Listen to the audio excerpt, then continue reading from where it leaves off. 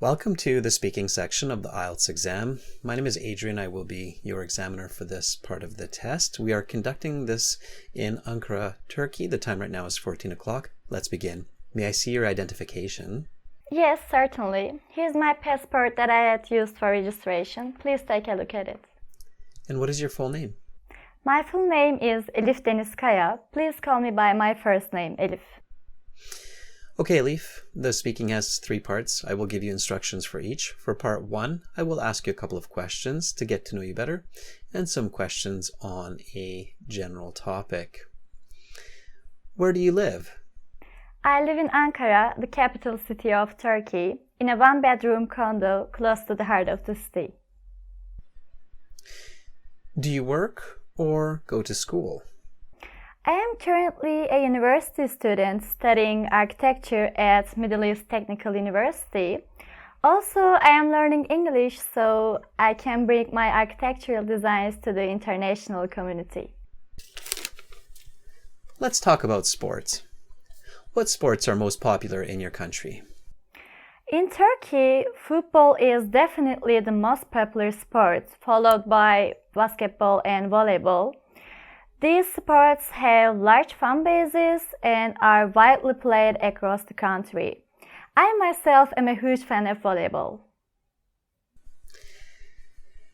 Do you enjoy watching sports? Yes, I really enjoy watching sports, especially volleyball and basketball. I find the games exciting and love the energy of the crowds during the matches. I watched a great match on television yesterday. Have you ever participated in any sports? Yes, I used to play volleyball in high school. That was a great experience that taught me a lot about teamwork and discipline. What are the benefits of playing a sport?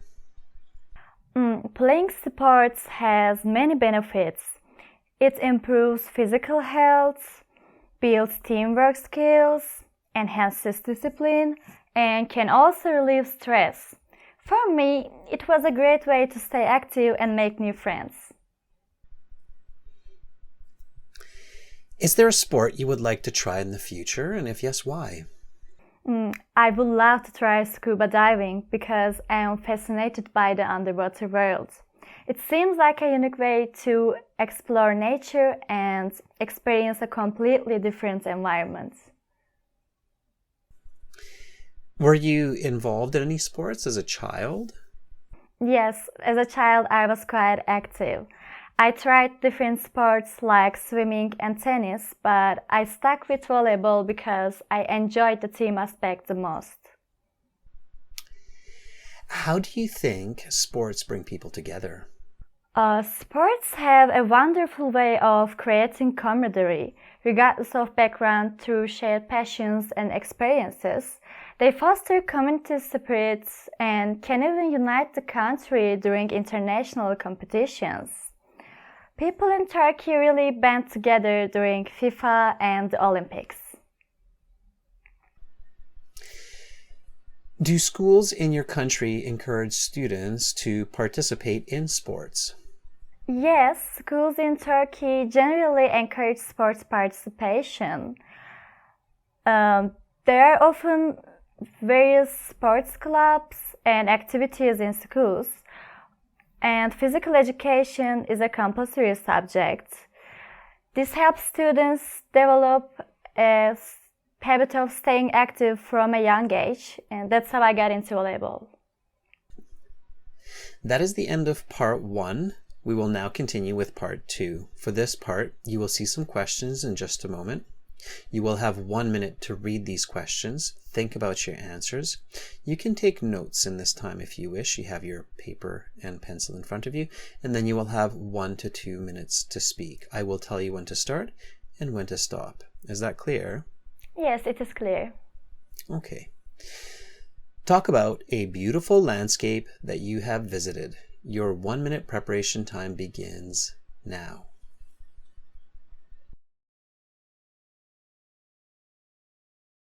Elif, your 1 minute preparation time is up. Please begin speaking. One of the most breathtaking landscapes I have ever visited is Cappadocia. It is located in central Turkey. This region is renowned for its unique geological, cultural, and historical features. Cappadocia is a place unlike any other. It's known for its fairy chimneys, which are tall, cone-shaped rock formations clustered in Monk's Valley, Göreme, and elsewhere throughout the region. The landscape looks almost otherworldly, with these formations alongside ancient cave dwellings that were carved into the rocks by humans thousands of years ago. The beauty of the place is not just in its strange rock formations, but also in the way the light plays on them at sunrise and sunset, creating stunning hues that change from vibrant oranges to soft pinks. Visitors to Cappadocia can do a variety of activities. The most famous is probably hot air ballooning, which offers a magnificent aerial view of the landscape at dawn. Besides that, visitors can explore ancient underground cities, hike in the valleys, or visit historic churches that were carved into the rocks with beautiful frescoes inside. Protecting this landscape for future generations is crucial. Steps that can be taken include regulating tourism to prevent overcrowding, enforcing strict rules against littering and vandalism, and promoting eco-friendly travel options. Local authorities could also work on educating visitors about the cultural and historical significance of the sites to foster a deeper appreciation and care for the preservation. Overall, Cappadocia is not just a testament to nature's artistry, but also human history. And it's a place that really deserves our respect and protection.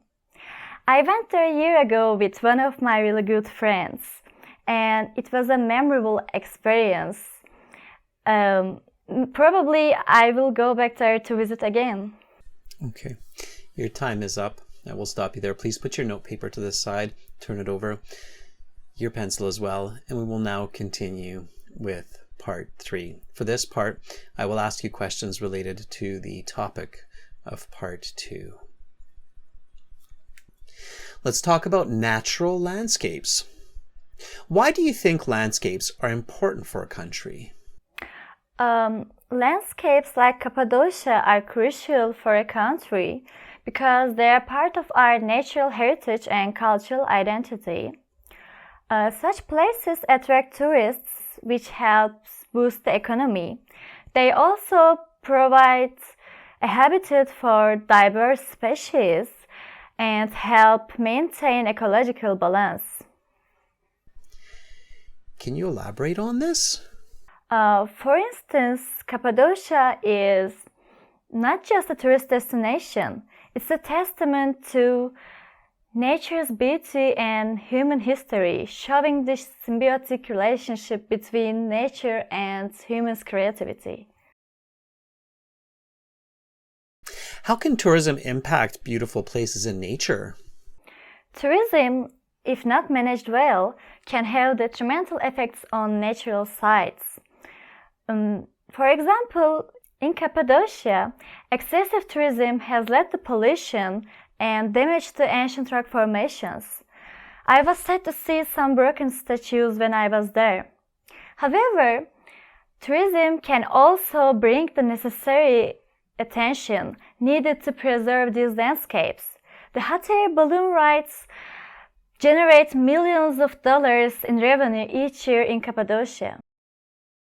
What role should the government play in preserving natural landscapes? The government should play a proactive role in the conservation of natural landscapes. This includes enforcing protective laws and setting limits on the number of visitors. The government can also promote awareness and education about the importance of preservation, just as they do in Cappadocia by regulating tour activities and ensuring that they are conducted in an eco-friendly manner. Do you think modern lifestyles affect the way people interact with nature? And if yes, how? Yes, modern lifestyles, which are often urban-centered and technology-driven, can detach people from nature. Many people spend more time indoors and online, which can reduce their appreciation of natural world. However, modern technology offers new ways to engage with and appreciate nature, like virtual tours of natural sites and social media campaigns that can raise awareness about environmental issues. In what ways can young people be encouraged to appreciate and protect nature? Youth can be motivated to enjoy and guard nature through education and direct engagement. Schools could organize field trips to places like Cappadocia. Social media and apps can also play a role by highlighting the beauty of the nature and importance of preservation through interactive and engaging content. What are the global benefits of maintaining natural landscapes? Maintaining the natural beauty of the world, such as biodiversity conservation, carbon control, and climate regulation. These landscapes have also immense recreational, spiritual, and psychological benefits for people all around the world. Moreover, they promote global tourism, cultural exchange, and international cooperation in environmental conservation efforts. Should access to natural landscapes be restricted to preserve them? Why or why not? Yes, I believe access should be carefully managed but not entirely restricted. Limiting access can help preserve sensitive environments from overexposure to humans and prevent ecological damage. However, people should have the opportunity to connect with nature, as this connection is crucial for fostering environmental stewardship. In places like Cappadocia, managed access with guided tours and designated paths has proven effective in balancing preservation with public access. That is the end of part 3. That concludes the speaking section of the exam. You will have your mark in about 2 days online after you finish the other sections, and your official certificate should be in the mail in about 10 days. Goodbye. Goodbye. Okay, now Elif, don't go anywhere because I'm going to give you some immediate feedback on how you did. That was great. Thank you. Elif, again, first of all, that was a wonderful interview. It's clear that you have dedicated a lot of time to mastering the English language, and this interview would certainly score in the band 8 to 9 range. I would expect that most examiners would mark you an overall band 9 for that performance. So the speaking is graded on fluency and coherence. There, I think you were a perfect 9. You were very fluent. It was very clear what you were saying. You were detailed. You targeted the questions with ideas, explanations, examples. Then lexical resource. Your lexical resource was outstanding throughout the interview. You had very good vocabulary. You used the questions. You paraphrased them in your answers. You used collocations throughout the interview. So in part 1, you said, when I asked you how do you think sports bring people together, you said by creating camaraderie, fostering community spirit. and then these higher level collocations continued in part 2 and 3 as well. So that shows high level of lexical resource, certainly, and it's good to learn those collocations.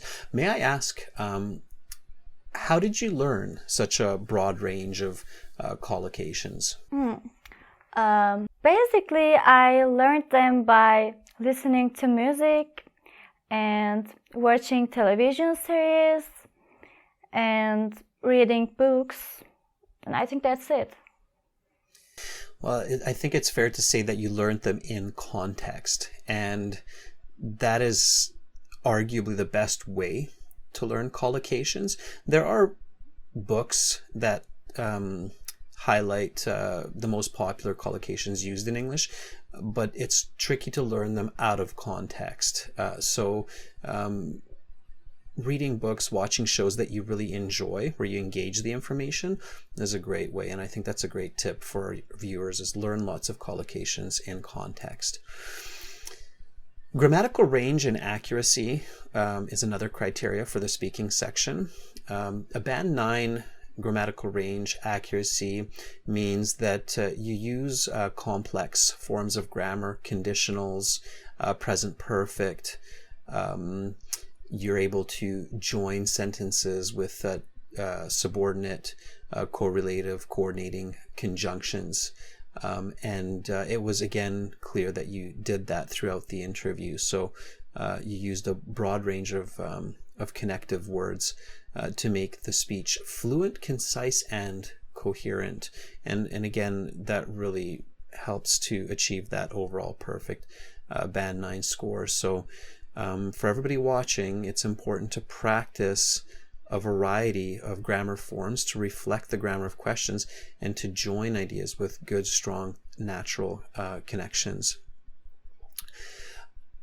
Now, the last kind of criteria that they're looking at is the pronunciation, and I think this is where there is a little bit of room for improvement. So overall, you pronounced most words very clearly. I had no difficulty understanding them. I certainly did not have to strain myself to understand your phrases.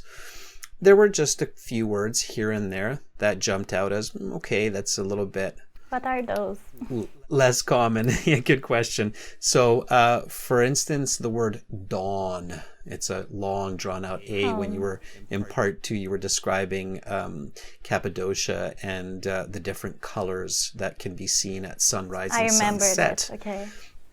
Yeah, so the word there is just, it's dawn. It's like you really have to open the jaw on that one. Dawn.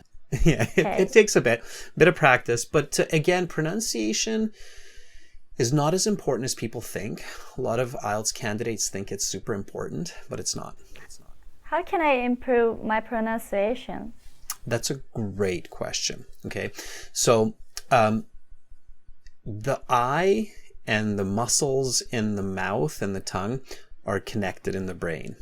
So when you watch the articulation of sounds from native speakers, the way that they move their mouth, their tongue, their jaw, even the way they breathe or their nasal use of sounds, your eye eventually catches that. It interprets, translates, and trains the muscles of your mouth to be able to do the same. Of course, it's much easier when we're little kids, and it gets more and more challenging as we get older and older, but it's not impossible. A lot of people think, oh, it's so hard, I'll never get it. It's not true. We can learn it. We can train it. By imitating. By imitation, and also pay attention to articulation. So there are very good videos and diagrams on the internet that show how the tongue, the mouth should be articulating to create certain sounds. So I recommend researching that. Like if you know that you have trouble with some of these vowels like A, E, I, O, U, which are common in English because it's phonetic.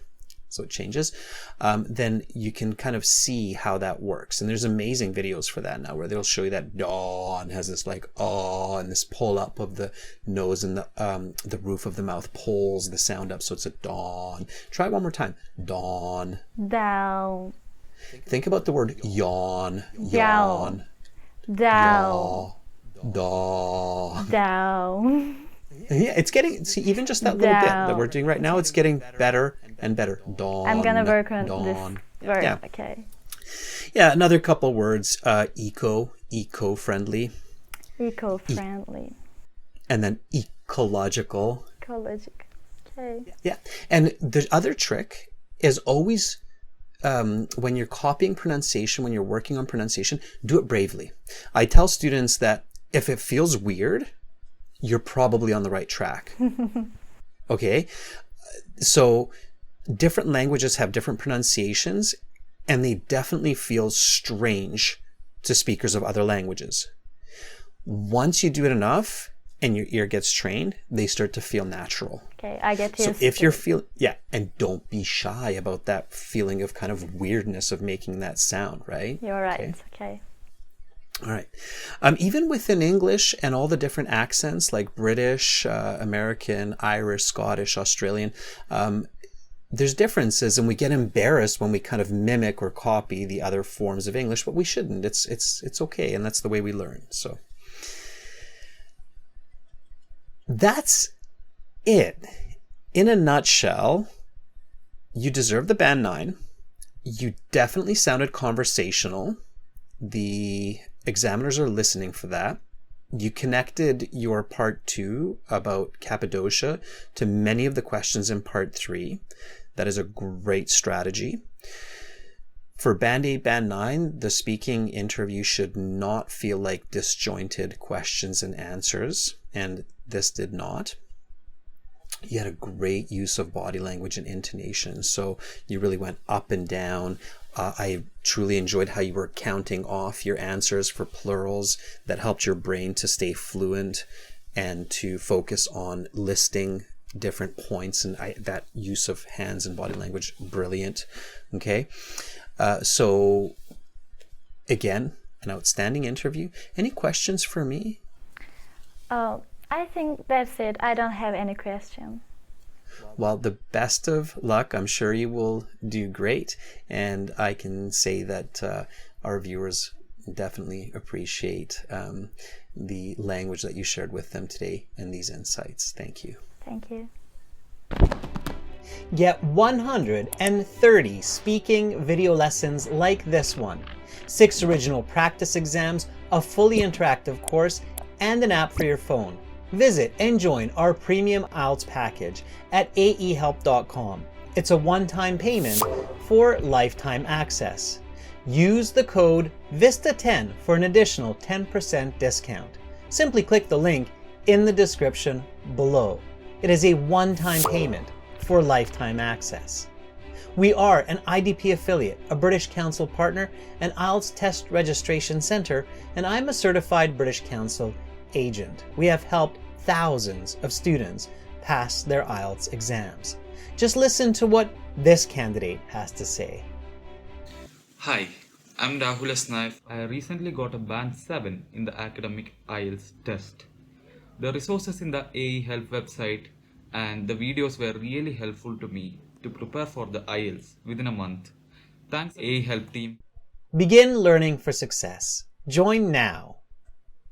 Subscribe to our channel. Click over here. Watch another video. Click right up here. And click our IELTS Hero to join our premium package and get access to all of our videos, practice exams, and a fully interactive course.